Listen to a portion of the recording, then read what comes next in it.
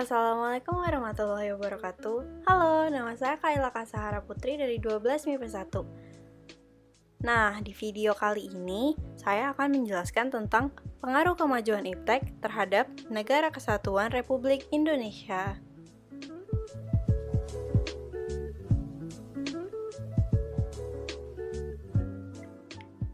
Tapi pertama-tama pada tahu nggak sih apakah itu iptek? Iptek adalah singkatan dari Ilmu Pengetahuan dan Teknologi, yaitu suatu sumber informasi yang dapat meningkatkan pengetahuan ataupun wawasan seseorang di bidang teknologi. Dapat juga dikatakan definisi iptek ialah segala sesuatu yang berhubungan dengan teknologi, baik itu penemuan yang terbaru yang bersangkutan dengan teknologi, ataupun perkembangan di bidang teknologi itu sendiri. Nah, pada abad ini ditemukan beberapa alat yang sangat menunjang pada perkembangan kemajuan ilmu pengetahuan, seperti munculnya televisi, komputer, telepon, dan sebagainya. Perkembangan teknologi transportasi juga semakin menunjukkan bahwa dunia ini tanpa batas. Alat-alat transportasi seperti mobil, kapal laut, dan pesawat udara seakan-akan membuat jarak antar daerah, bahkan antar negara sekalipun semakin pendek.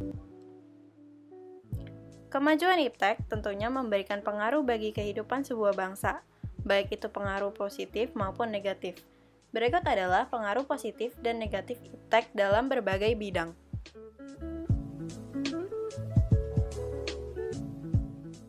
Bidang yang pertama ialah bidang politik. Pengaruh positif yang pertama adalah menegakkan nilai-nilai demokrasi. Dengan adanya pemerintahan yang demokratis, sangat dimungkinkan akan meningkatkan kualitas dan kuantitas partisipasi politik rakyat dalam penentuan kebijakan publik oleh pemerintah. Yang kedua, menciptakan nilai keterbukaan. Dengan adanya keterbukaan, dimungkinkan akan mencegah praktik korupsi, kolusi, dan nepotisme sehingga dapat dicapai pemerintahan yang bersih dan berwibawa. Yang ketiga, menciptakan nilai kebebasan.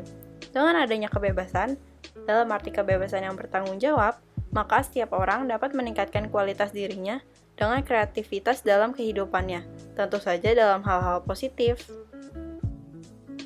Selanjutnya adalah pengaruh negatif. Yang pertama, nilai-nilai yang disebutkan dapat disalahartikan oleh masyarakat.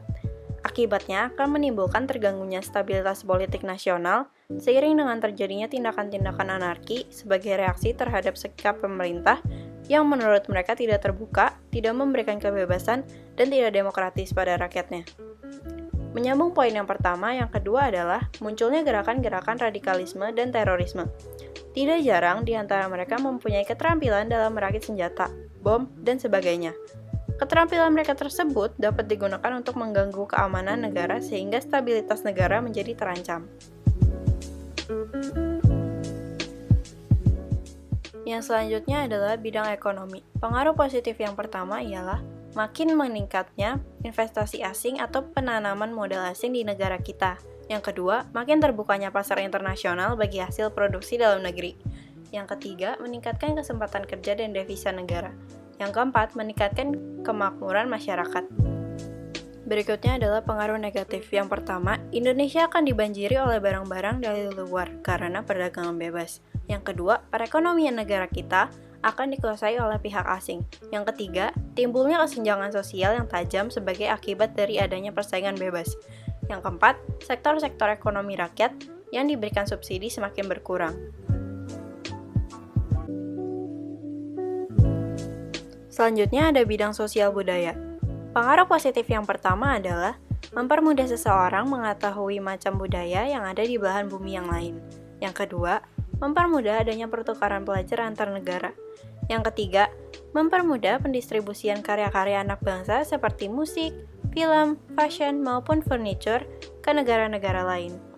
Hal-hal tersebut dapat terjadi dikarenakan oleh kemajuan teknologi dan informasi yang ditandai dengan munculnya internet, dan alat komunikasi canggih secara langsung telah mempermudah kita untuk memperoleh informasi dari belahan bumi lainnya. Berikutnya adalah pengaruh negatif. Yang pertama, terjadinya akulturasi budaya yang selanjutnya berkembang menjadi budaya massa. Yang kedua, lenyapnya identitas kultural nasional dan lokal. Ketiga, hilangnya semangat nasionalisme dan patriotisme. Dan yang keempat, kehilangan arah sebagai bangsa yang memiliki jati diri. Dan yang terakhir ada dari bidang hukum, pertahanan, dan keamanan. Pengaruh positif yang pertama adalah makin menguatnya supremasi hukum, demokratisasi, dan tuntutan terhadap hak asasi manusia.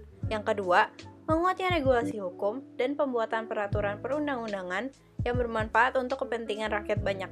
Yang ketiga, makin menguatnya tuntutan terhadap tugas-tugas penegak hukum seperti polisi, jaksa, dan hakim yang lebih profesional, transparan, dan dapat dipertanggungjawabkan. Dan yang keempat, menguatnya supremasi sipil dengan mendudukan tentara dan polisi sebatas penjaga keamanan, kedaulatan, dan ketertiban negara. Berikutnya adalah pengaruh negatif, yaitu dapat menimbulkan tindakan anarkis dari masyarakat yang dapat mengganggu stabilitas nasional, ketahanan nasional, bahkan persatuan dan kesatuan bangsa. Selain itu, peran masyarakat dalam menjaga keamanan, ketertiban, dan kedaulatan negara juga semakin berkurang.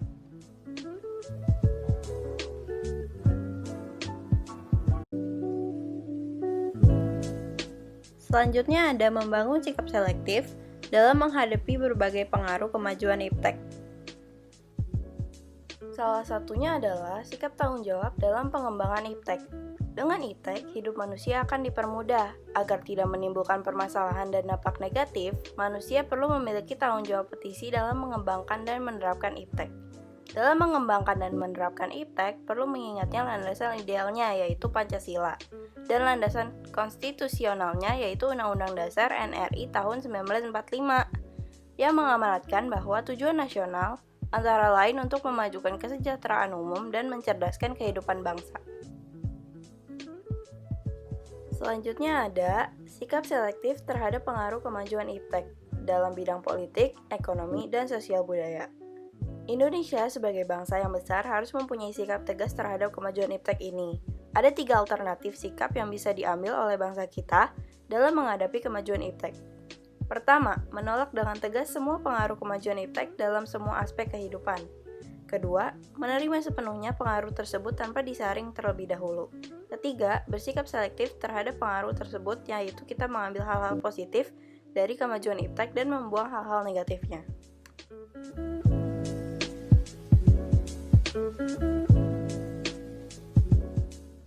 Sekian hal yang dapat saya sampaikan, kurang lebihnya mohon maaf. Wassalamualaikum warahmatullahi wabarakatuh. Dadah, terima kasih.